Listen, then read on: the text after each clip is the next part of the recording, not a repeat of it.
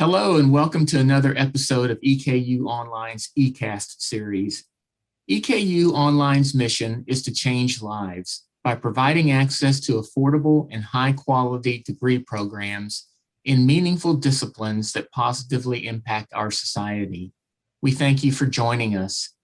Today we're joined by Dr. Travis Martin, who serves in dual roles as the director of the Kentucky Center for Veteran Studies and as a first-year courses administrator. His primary responsibilities include designing curricula, supporting retention, tracking academic success, training faculty, and establishing relationships between academic units and community partners. In addition, he teaches veteran studies courses at EKU. Welcome, Dr. Martin, and thank you so much for your time today. We sincerely appreciate it. Thanks for having me as a guest. I'm happy to be here. Great. Let's jump right in then. Some of our listeners may be asking themselves, what is veteran studies exactly? Would you please take a moment, Dr. Martin, and introduce the discipline to us? Yeah, I think the primary misconception that most people have about veteran studies is that it's only for veterans, that it's some sort of training program to help people getting out of the military. And while it can be that, it's actually an academic program for vets and non-vets. Our goal actually when we designed the program back in 2011 was to bring veterans and non-veterans together in discussions of veterans issues and the things that are impacting their homecoming experiences. So predominantly the students that you're going to find in our veteran studies classes are non-veterans. And students take our classes for any number of reasons. They may be just curious in the history and the culture of veterans. They may be moving into a career in veteran services like nursing or psychology or social work or many of the helping professions, or they may be veterans themselves trying to make sense of their experiences in uniform by putting those into a socio-political context. So when you bring all those people together with their various kinds of scholarly interest, altruistic interest, and personal interest, it leads to really good discussions. And that dynamic where veterans are in the class with non-vets is particularly what makes our classes unique, because those students often become educators themselves in our discussion forums and discussions about our class materials. Our instructors have one perspective, but we try to use the saying, if you know a veteran, you know one veteran. We can't sit here and prescribe a singular veteran identity in our courses for a group that's so varied and unique to each individual. So when we have those veterans in our classes, it helps to make the learning experience that much better. Very good. Well, I understand you're also the director of the Kentucky Center for Veteran Studies. What is the purpose or mission of this center?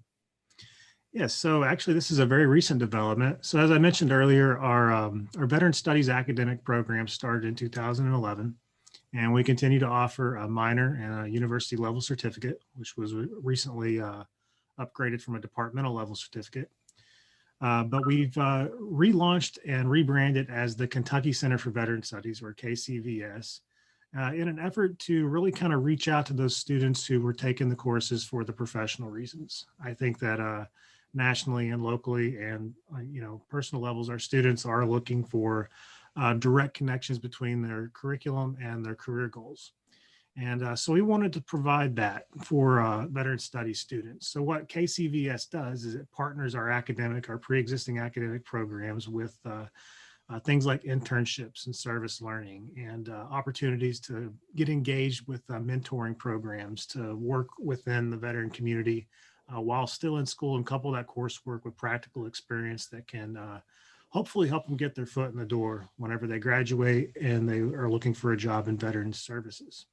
And the other side of that, of course, is, not everyone's doing it for the career. Some people just want to give back. And so KCVS, the way we see it long-term, is kind of like a hub here for the region for anyone who wants to take part in or start some sort of outreach initiative or service learning initiative to help veterans in their home community.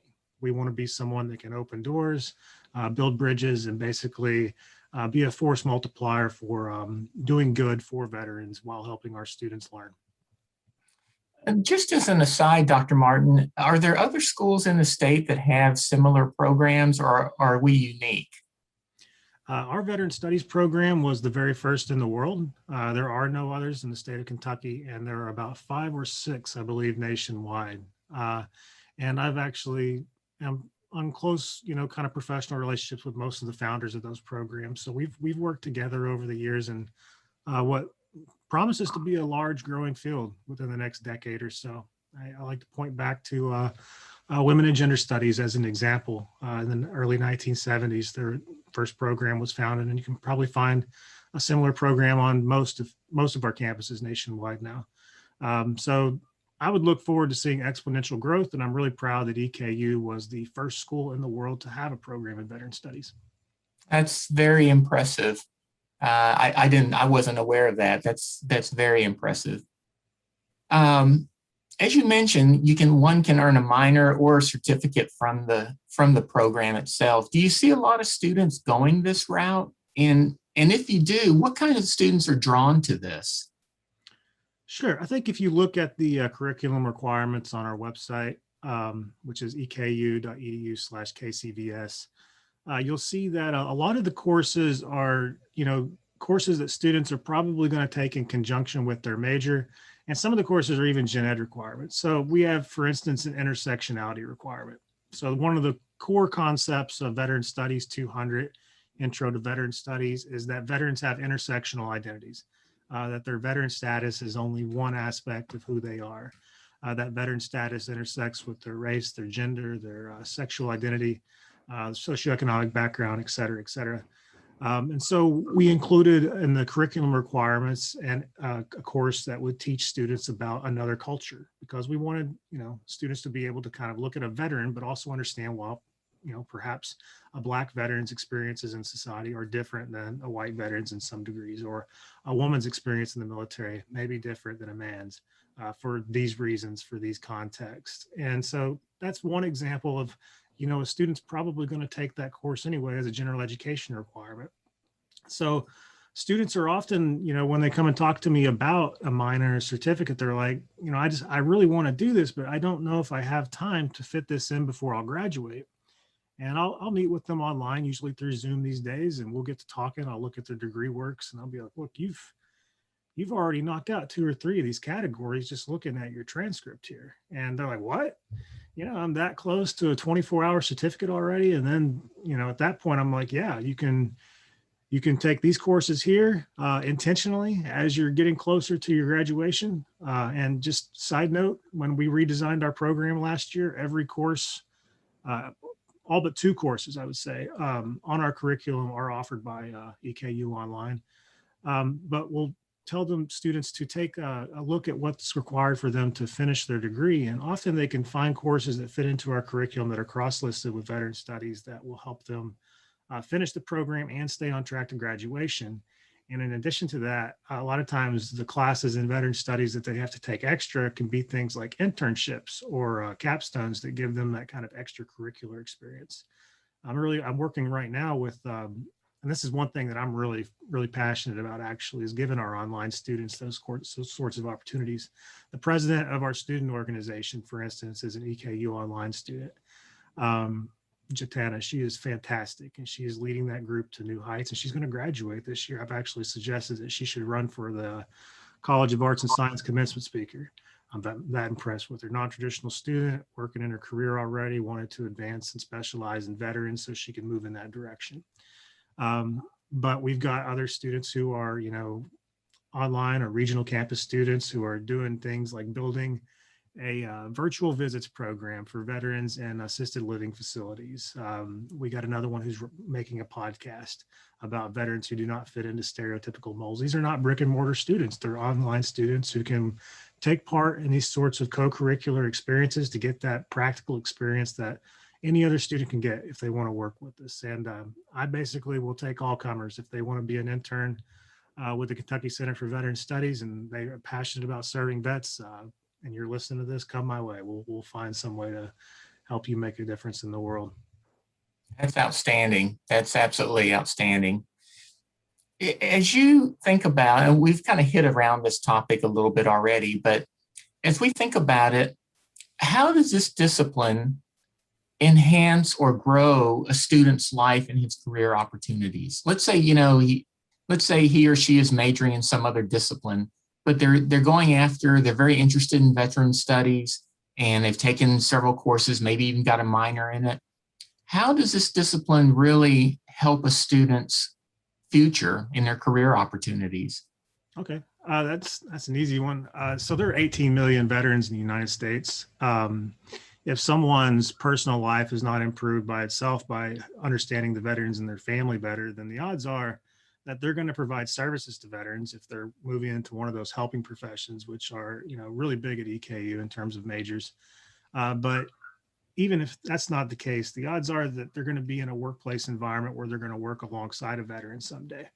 And I like to use this example, especially when I'm talking to business students, where it's not so apparent always why, veteran studies would matter. I'm like, well, you want to create an inclusive work environment whenever you go out to the workforce, right? Yeah, of course I do. You want to be able to be an effective leader, right? Yeah, whenever I'm a manager, I would love to be able to be a good leader. So let me run this by you. So the odds are you're going to be in your job someday before you're a manager. And you're telling me you like veterans, you care about them, and you want to see them do well in society. Well, learning what you're going to learn through taking veteran studies is going to help you advocate on their behalf to create a workplace environment that is more beneficial and more conducive to their success. Now, later on in your career, when you become a manager of your business or the company, you're going to be in charge of maybe someone who recently got out of the military service. And so what are you going to do? Are you going to do what we talk about a lot as a problem in our country, which is the stereotyping of veterans, the kinds of conceptions that they're all psychologically damaged or unstable, and these sorts of things that we know aren't true, but are perpetuated through our media and never really challenged critically. But you, having taken veteran studies, are going to know that veterans bring with them a great number of skills, experiences, just diversity of perspectives that you can tap into. So when that veteran is getting out and transitioning in those crucial first year or two after service, and they get a job working for you, instead of being, mindful of their stereotypes, you're going to be mindful of their strengths. You're going to take a strengths-based approach to, mentoring that veteran and helping them transition out of service, helping them, tap into those strengths to be a boon to your company or business or department or whatever it might be. So wherever someone ends up, I would argue they're going to provide services to vets at some point. They're going to work alongside a vet at some point. They are going to maybe be a manager of veterans at some point. Or if they're a veteran themselves, then they're going to understand, the ways that people perceive veterans, and they're going to understand the strengths that they're bringing to the table and be able to articulate those in their interviews. So I would say that it's very, very much applicable to pretty much any discipline you could imagine, that you can understand veterans' identities, cultures, and experiences in, kind of a critical way, and be able to talk about service with a veteran confidently that, other people may not be able to. This is why every student who takes Veteran Studies 200 completes an oral history recording with a veteran. We want them to leave that course able to sit across the table from a veteran, unintimidated, and have a conversation about their service. I'm not saying I'm going to run up to every veteran on the street and start asking them deep personal questions, but to be able to kind of have that conversation that a lot of people kind of avoid because they're worried about upsetting the veteran or saying something that's going to remind them of something traumatic in their past. Most veterans are people who get out of service. They are particularly successful. They, lead very, lives that are great contributions to our nation as a whole. And, I think they kind of get, kind of downplayed in terms of what they contribute to society. And so when we dance around these issues and we don't challenge the stereotypes, that gets forgotten, that gets kind of swept under the rug. And so as our students meet veterans in our veteran studies classes, they kind of learn, well, these are people just like me. They have really cool experiences and they've been through a lot of things that I can learn from. That, it's not just about the military, it's about humanity. The things that they've experienced and overcome, the resilience that they have had to, cultivate and tap into to survive some of these experiences can be lessons that I can take to my own life. And so, I don't know, I said all this to get back around to the point that learning about veterans is beneficial across the board, no matter where you're moving into. It's not just about working for veterans. It's just a matter of the fact that veterans are all around you and you probably never even thought about it. Very good. Now, you mentioned VTS 200, Dr. Martin. That's one of the, what's a fundamental course for veteran studies. And of course, it runs, a version of it runs online. I think it was about a year or so ago, you incorporated a number of one-on-one video interviews with with distinguished guests. What was your purpose in doing that, and did it accomplish your goals? Absolutely. I had the benefit of working with an outstanding media team that you employ there at EKU Online.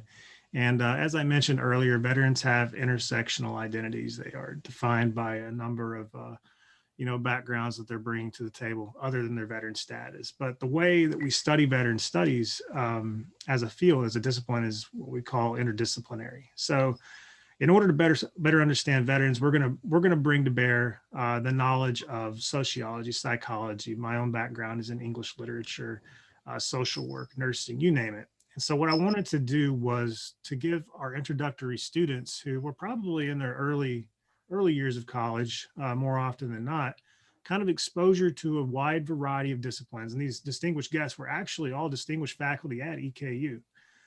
So I brought together people like Dr. Brad Wood from our history department. He teaches an American military history course. And he talked about the concepts of agency and contingency and how that can help you look back at history and veterans' experiences of history and see it through their eyes and not have kind of a blinder on when it comes to how they experienced it. We had people like Dr. Paul Palucci come in from the Department of Sociology, Social Work, and Anthropology. And he talked about concepts like the looking glass self, which James Cooley, the sociologist, says the saying, I am not who I think I am not who you think I am who I think you think I am, which is a tongue twister in itself. But it's this notion that a person is what they think the other person thinks they are. So it's about misconceptions of misconceptions a lot of times. And so trying to wrap your head around veteran-civilian relations in that kind of regard and bringing just those two disciplinary perspectives to the table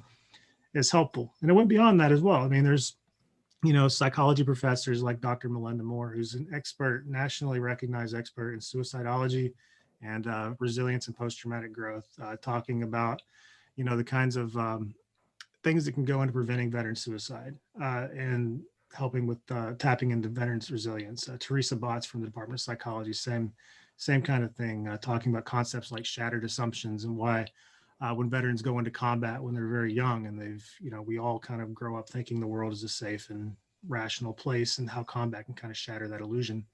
Well, this concept of shattered assumptions is one that she presents in her lecture. Well, in my own field, I had Dr. Deborah Cord come in, Professor Emerita from the Department of English, and talk about the literary concept of loss of innocence, which is very similar.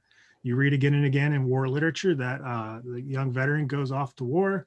They're innocent to the evil ways of the world.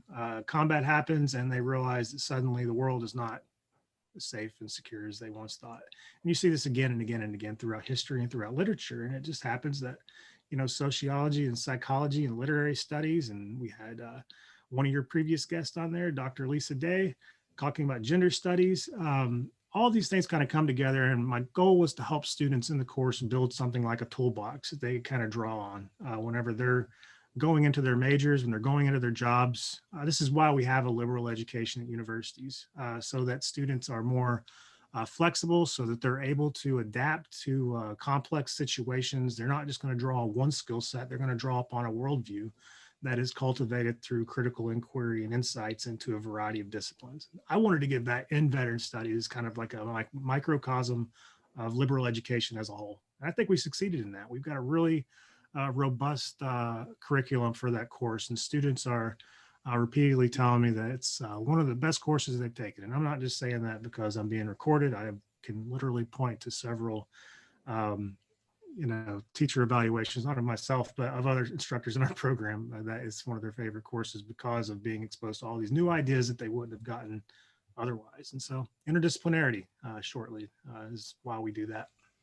Well, I know that our media team was very excited and honored to work on that project. I know for both of you all, the team, and for you, there was a lot of work involved, but they were very excited about the project as well, and it sounded like it was a huge success and continues to be. Yeah, we actually did a lot of shooting right down in the Powell Plaza, where we have all of our memorials to veterans, the Fallen Veterans Wall, the Soldier's Cross that honors veterans who died by suicide. a lot of EKU online students, they may not get to visit campus and see those things. And I thought it was important for them to see that these EKU professors in the videos were, taking time out of their summer. A lot of them are not on summer contracts, frankly, in the faculty, to come and record, half an hour with me, talking, about their discipline and veterans and all these things, and doing the research that is prerequisite to those sorts of things. They're taking time out of their day because they're passionate about vets. And I think we all know that EKU is renowned for its friendliness towards vets and its services for vets, and just the general attitude of our faculty, staff, and student body towards vets. And I wanted to do those shots in Powell Plaza because I wanted them to connect that reputation with our faculty, and I wanted them to connect both of those things with our physical sites on campus to just kind of show you that it's not all hype. We are what we preach. We are a school that tries our best to serve veterans, but we're unique in the sense that not only are we providing excellent veteran services, but we're also teaching this very unique discipline in veteran studies that's going to send people out into the world to make it a better place for veterans. So not only making veterans' lives better here at EKU, every student that takes our course, I would argue, can be a drop in the bucket that can go out to wherever they're from across the world through EKU Online and hopefully make a difference in one veteran's life, even if it's just that oral history interview they do with the veteran they meet. Hopefully they will go to their job, and just little asides, little comments, or when they get in that leadership position, like I mentioned, they'll make a difference in a veteran's life. And, as we've put out thousands and thousands of students who've taken BTS 200 and those who've completed our credentials, I say, every year it just kind of, those drops get louder and louder and louder. Before long, we're gonna have a flood. Very good. Speaking of that, where do you see the future of the program, Dr. Martin? Do you ever expect a major in veteran studies? Oh, absolutely. It's definitely a long-term goal of mine. We are, relatively new. We're building the discipline.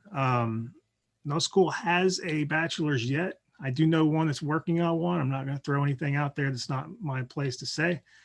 But, I think in our future, once, our certificate and our minor program have grown to such a degree that it warrants that, and once that I can make the argument that I think I've already successfully made in this interview, that people can, lead careers by studying this sort of thing, coupling it, with other disciplines, of course, where they can specialize in veterans in whatever field they want to work in. I would definitely see us trying to launch a bachelor's degree in veteran studies in the next, 5 years. If I could potentially make our provost and dean and people like that happy, that would be something that would be one of my life goals, quite frankly, is to get, a department of veteran studies here at EKU.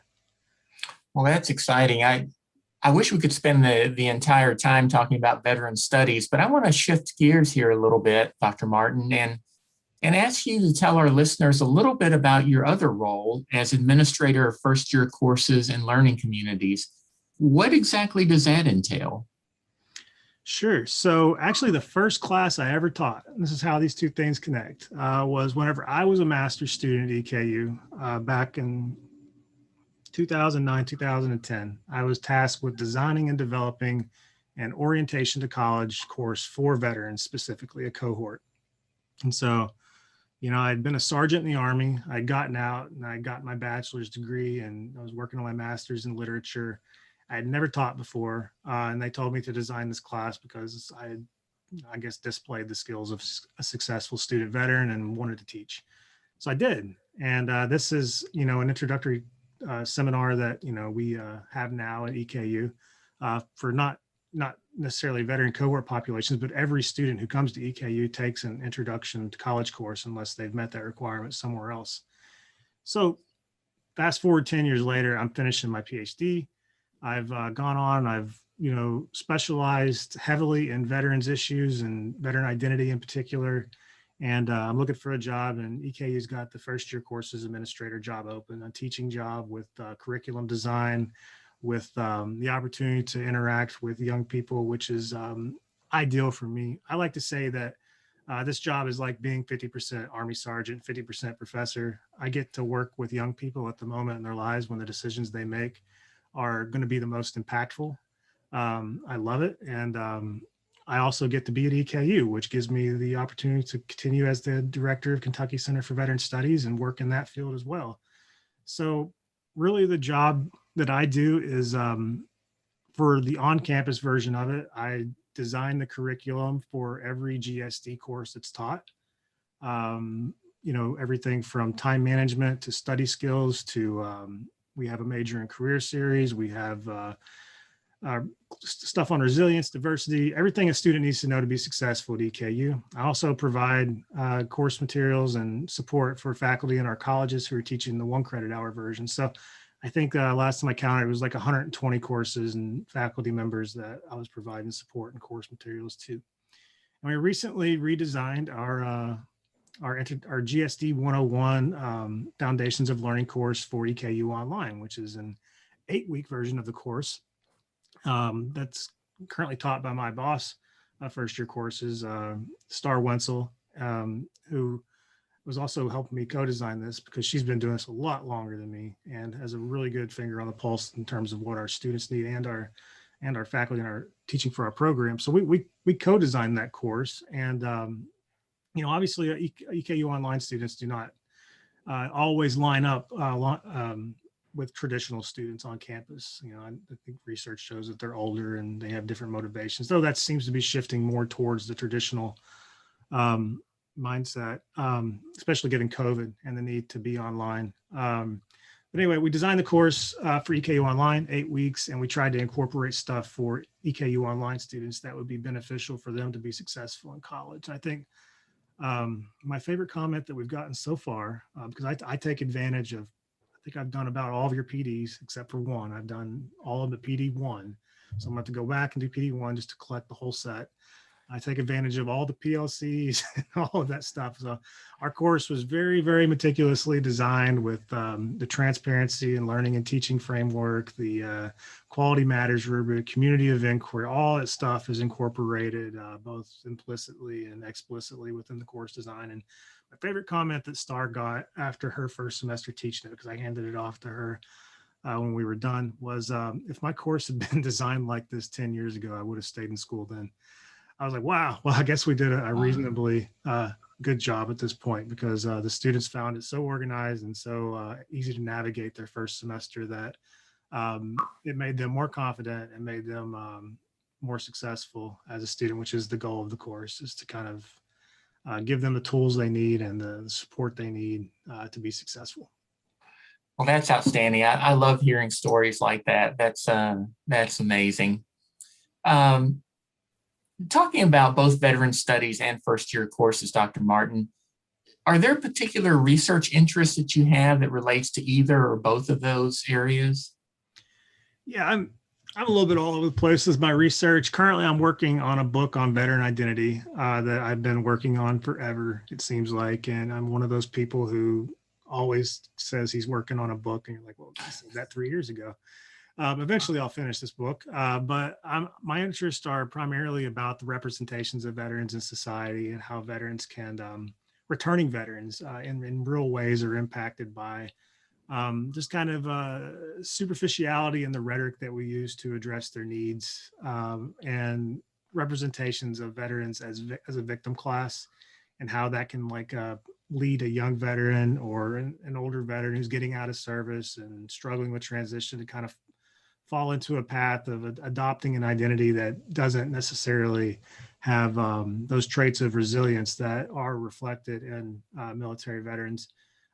So looking at stereotypes, looking at media representations, looking at public discourse and examples of veterans who've been successful in society and really kind of charted their own path outside of those kinds of archetypes is what I'm interested primarily in my research. Though I'm currently working on, I just finished working on an article about the transparency in learning and teaching with Dr. Rusty Carpenter and the team over with the Faculty Innovators. I've probably going to be working on an article this summer about financial literacy with Maggie Abney and some people over in the College of Business and Technology, because we worked very hard to incorporate a researched financial literacy component into all of our first year seminars. So I'm a little bit all over the place and a little bit stretched thin. That's probably why I'll never finish this book, because I'm always taking on smaller projects when I need to just kind of buckle down. Very interesting. Would you, we've talked a great deal about veteran studies and about first year students, and it's very clear to me that your passion lies there. But certainly you have other interests. And would you share with our listeners a little bit about some of the other things, your personal interests, and what is it that you like to do in your spare time, if you have spare time? I don't have a lot of spare time, but when I do, I spend it with my partner, Lisa, and our dogs, Bartleby, Katie, and Scout. We are definitely a dog family, and I'm a dog father. Um, our girls are 13 and 14 years old. Our youngest is a little boy named Bartleby, and he's not little. He's actually about 100 pounds already. And so when we walk them, we got one pulling us forward, and we got one kind of pulling us back. And it's always very funny, I'm sure, to see from a distance, but we very much love our dogs, and that's our primary kind of thing. And of course, I do other things for fun. I'm a video game fan. I play, I used to play massive multiplayer online games. I don't have time for those anymore. More recently, I've been playing I played cowboy on Red Dead Redemption, and just kind of would come home and ride my horse around for 30 minutes and call it a night. And stuff like that. And I'm really big into like sci-fi television, Star Trek fan. I've got a Star Trek tattoo on my arm. That big of a fan. Yeah. The sound of the warp core puts me to sleep at night. If I'm feeling anxious, I can just turn that on YouTube, and they've actually got the sound of the engine from the ship where you can just listen to for 12 hours. So that's kind of my happy place. So yeah, that's kind of my personal life. Well, very good. Well, as we wrap up, Dr. Martin, is there anything else you'd like to share with our listeners, either about the Veteran Studies program, about first year initiatives, or anything else that you'd like to share? I would just encourage any faculty or staff or students who are listening to this, who are working with EKU Online students, I encourage those who express an interest in fields where they're likely to work with veterans to take a look at our curriculum. And even if they don't want to get a minor certificate, tell them to consider getting an internship with us, Kentucky Center for Veteran Studies. I can work that out for them where they can do that both affordably and without taking too much more of their time. Because I know a lot of your students are full-time employees at places, but I also know there's a particular value in having internships on your record and being able to say that you've got that extra experience. We can work with online students and give them a very rewarding experience, and also do it in such a way that it benefits veterans in our local community. So I would encourage anyone that is a student or working with a student, just kind of let people know about us and let them know we want to serve your EKU Online student body the best we can. Very good. Well, Dr. Martin, it's been a real pleasure talking with you. It's getting to know you a little bit better, as well as the programs. And it's really been interesting for me to learn more about veteran studies. I didn't know of the depth or the breadth of it until you explained it. And your first year courses, simply an amazing way to get students acclimated to college life and help them deal with issues that come up. So this has been very informative to me, and I'm sure to our listeners as they go through this podcast. Again, I just want to thank you for your time. Thanks again for having me.